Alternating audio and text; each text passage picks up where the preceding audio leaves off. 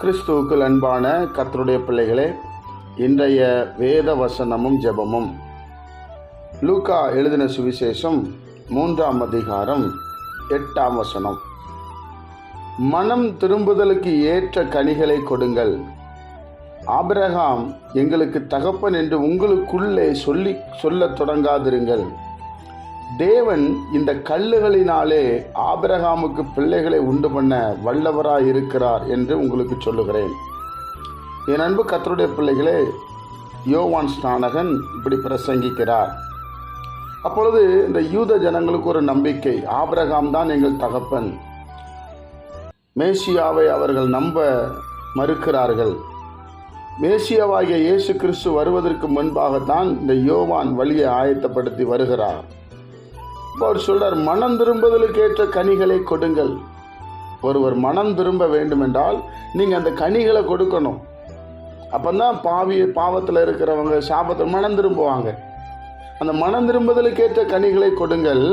Abraham எங்களுக்கு தகப்பன் என்று உங்களுக்குள்ளே சொல்ல தொடங்காதிருங்கள். தேவன் இந்த கல்லுகளினாலே ஆபிரகாமுக்கு பிள்ளைகளை உண்டு பண்ண வல்லவராயிருக்கிறார் என்று உங்களுக்கு சொல்லுகிறேன் என்று சொல்லுகிறார். என் அன்பு கர்த்தருடைய பிள்ளைகள், அதுதான் ஆண்டவராய் இயேசு கிறிஸ்து. அவரை குறித்து தான் இங்கே பேசுகிறதை நாம் பார்க்க முடிகிறது. தேவன் ஆண்டவரை கொண்டு பெரிய பெரிய காரியங்களை செய்ய பெரிய பெரிய திட்டங்களை வைத்திருந்தார். அதனால தான் யோவான் ஸ்நானகன் இதை சொல்லி வருகிறதை நாம் பார்க்கிறோம். அப்போது நாம் பாரம்பரியத்தின்படி, அந்த பழைய ஏற்பாட்டு காலத்தில் சொல்லப்பட்ட சில காரியத்தின்படி நம்ம யோசிக்காதபடி, புதிய ஏற்பாட்டு காலத்தில் ஆண்டவராக இயேசு கிறிஸ்து அதை எல்லாவற்றையும் எப்படியெல்லாம் ஜெயித்தார் என்பதை நாம் இந்த வேதத்தில் அறிந்து நாம் பார்க்க முடியும்.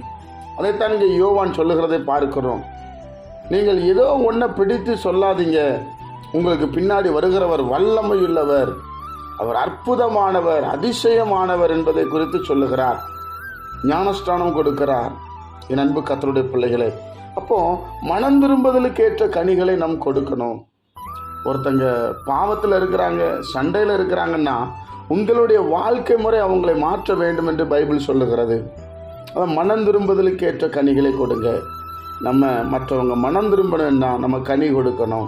கனி கொடுப்பதற்காக தான் ஆண்டவராக இயேசு கிறிஸ்து இதெல்லாம் நமக்கு பேசுகிறார். நமக்கு கனி இருக்கிறதா யோசித்து பார்ப்போம், ஜெபிப்போம். பிதாவே, நம்முடைய குமாரன் இயேசு கிறிஸ்துவின் நாமத்தில் நாங்கள் வருகிறோம்ப்பா. மனம் திரும்புதலுக்கு ஏற்ற கனிகளை கொடுக்க எங்களுக்கு கிருபை செய்யுங்க ஆண்டவரே. ஆபிரகாமை காட்டிலும் கோடி மடங்கு ஆண்டவராக இயேசு கிறிஸ்து எங்களுக்கு வாழ்ந்து காண்பித்திருக்கிறேன். அதை நாங்கள் அடிச்சுவடை பின்பற்ற நீர் எங்களுக்கு கிருபை செய்யும்படி நாங்கள் ஜெபிக்கிறோம். ஆபிரகாமின் தேவன், ஈசாக்கின் தேவன், யாக்கோப்பின் தேவன், எங்கள் முற்பிதாக்கள் தேவன், எங்கள் ஒவ்வொருவரையும் ஆசீர்வதிக்கும்படி ஜெபிக்கிறோம். இந்த நாளை ஆசீர்வதித்தாரும். இயேசுவின் மூலம் ஜெபிக்கிறோம் பிதாவே, ஆமென்.